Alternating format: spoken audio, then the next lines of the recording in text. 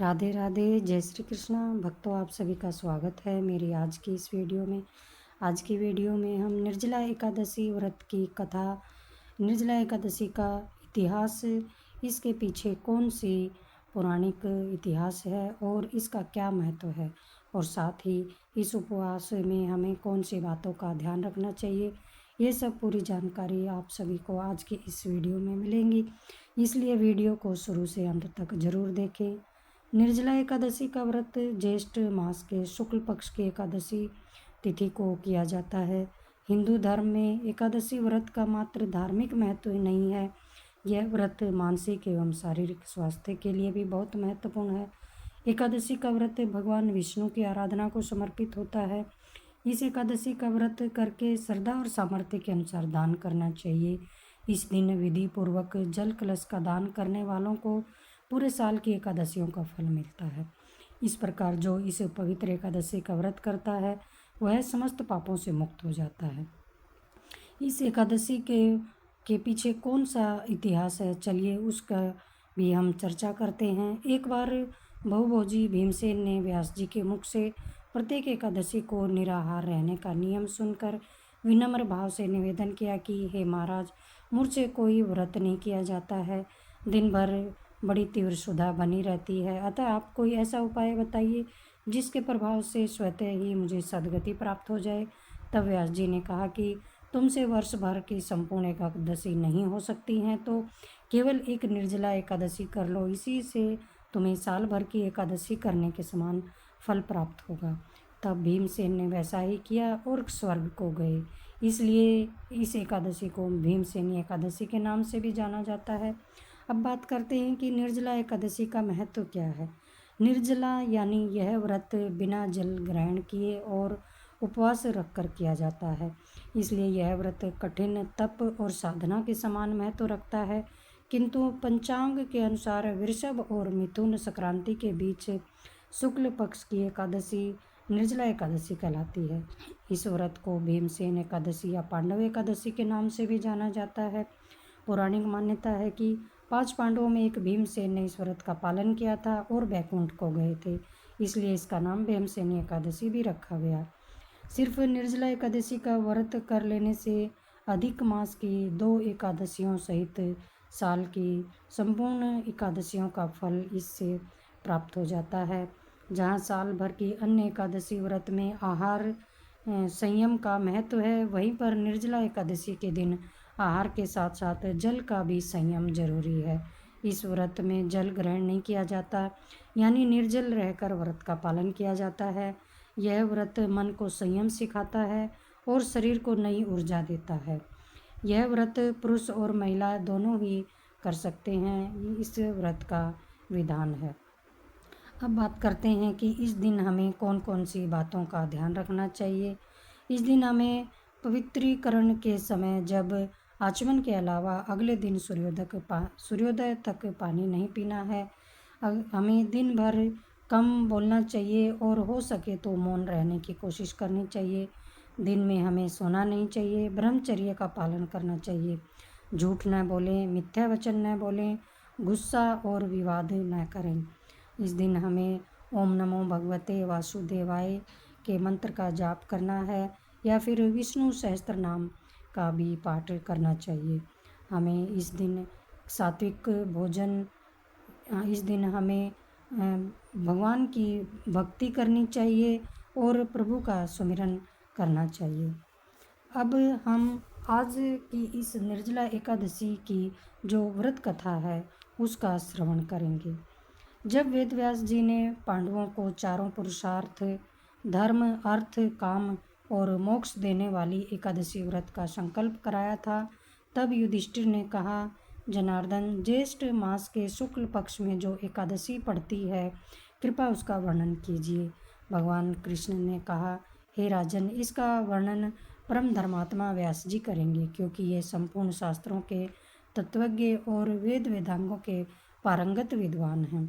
तब वेद व्यास जी कहने लगे, कृष्ण और शुक्ल पक्ष की एकादशी में अन्न खाना वर्जित है। द्वादशी को स्नान करके पवित्र होकर फलों से भगवान केशव की पूजा करें। फिर पहले ब्राह्मणों को भोजन देकर अंत में स्वयं भोजन करें। यह सुनकर भीमसेन बोले, परम बुद्धिमान पितामह, मेरी उत्तम बात सुनिए। राजा युधिष्ठिर, माता कुंती, द्रौपदी, अर्जुन, नकुल और सहदेव ये एकादशी को कभी भोजन नहीं करते तथा मुझसे भी हमेशा यही कहते हैं कि भीमसेन, एकादशी को तुम भी भोजन मत करो, परंतु मैं उन लोगों से यही कहता हूँ कि मुझसे भूख नहीं सही जाएगी। भीमसेन की बात सुनकर व्यास जी ने कहा, यदि तुम नरक को दूषित समझते हो और तुम्हें स्वर्गलोक की प्राप्ति अभीष्ट है और तो दोनों पक्षों की एकादशियों के दिन भोजन नहीं करना। भीमसेन बोले, महाबुद्धिमान पितामह, मैं आपके सामने सच कहता हूँ, मुझसे एक बार भोजन करके भी व्रत नहीं किया जा सकता, तो फिर उपवास करके मैं कैसे रह सकता हूँ।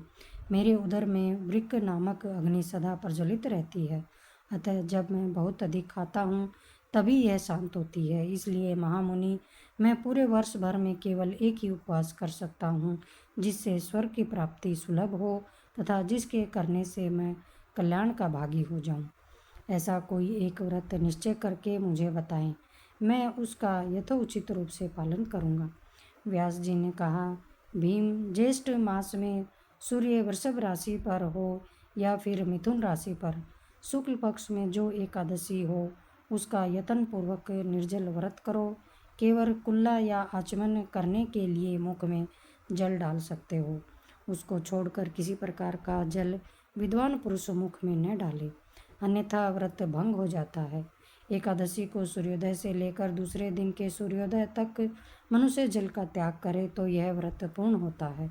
इसके बाद द्वादशी को प्रातः काल में ही स्नान करके ब्राह्मणों को विधि पूर्वक जल और सुवर्ण का दान करे। इस प्रकार सब कार्य पूरा करके जितेंद्रिय पुरुष ब्राह्मणों के साथ भोजन करें। वर्ष भर में जितनी एकादशियाँ होती हैं उन सब का फल इस निर्जला एकादशी से मनुष्य को प्राप्त हो जाता है, इसमें तनिक भी संदेह नहीं है। शंख, चक्र और गदा धारण करने वाले भगवान केशव ने मुझसे कहा था कि यदि मानव सबको छोड़कर एकमात्र मेरी शरण में आ जाए और एकादशी को निराहार रहे तो वह सब पापों से छूट जाता है। कुंती नंदन, निर्जला एकादशी के दिन श्रद्धालु स्त्री पुरुषों के लिए जो विशेष दान और कर्तव्य विहित हैं उन्हें सुनो। उस दिन जल में शयन करने वाले भगवान विष्णु का पूजन और जलमयी धेनु यानी कि पानी में खड़ी गाय का दान करना चाहिए। सामान्य गाय या घी से बनी गाय का दान भी किया जा सकता है। इस दिन दक्षिणा और कई तरह की मिठाइयों से ब्राह्मणों को संतुष्ट करना चाहिए। उनके संतुष्ट होने पर भगवान श्री हरि मोक्ष प्रदान करते हैं। जिन्होंने श्री हरि की पूजा और रात्रि में जागरण करते हुए इस निर्जला एकादशी का व्रत किया है, उन्होंने अपने साथ ही बीती हुई 100 पीढ़ियों को और आने वाली 100 पीढ़ियों को भगवान वासुदेव के परम धाम में पहुंचा दिया है। निर्जला एकादशी के दिन अन्न, वस्त्र, गो, जल, सैया, सुंदर आसन, कमंडलू तथा छाता दान करने चाहिए। जो श्रेष्ठ तथा सुपात्र ब्राह्मण को जूता दान करता है वह सोने के विमान पर बैठकर स्वर्ग लोक में प्रतिष्ठित होता है। जो इस एकादशी की महिमा को भक्तिपूर्वक सुनता अथवा उसका वर्णन करता है वह स्वर्ग लोक में जाता है। चतुर्दशी युक्त अमावस्या को सूर्य ग्रहण के समय श्राद्ध करके मनुष्य जिस फल को प्राप्त करता है वही फल इस कथा को सुनने से भी मिलता है। भीमसेन, ज्येष्ठ मास में शुक्ल पक्ष की जो शुभ एकादशी होती है उसका निर्जल व्रत करना चाहिए। उस दिन श्रेष्ठ ब्राह्मणों को शक्कर के साथ जल के घड़े दान करने चाहिए। ऐसा करने से भगवान विष्णु के समीप मनुष्य पहुँच कर आनंद का अनुभव करता है। इसके बाद द्वादशी को ब्राह्मण भोजन कराने के बाद स्वयं भोजन करे। जो इस प्रकार पूर्ण रूप से पापनाशिनी एकादशी का व्रत करता है वह सब पापों से मुक्त होकर आनंदमय पद को प्राप्त करता है।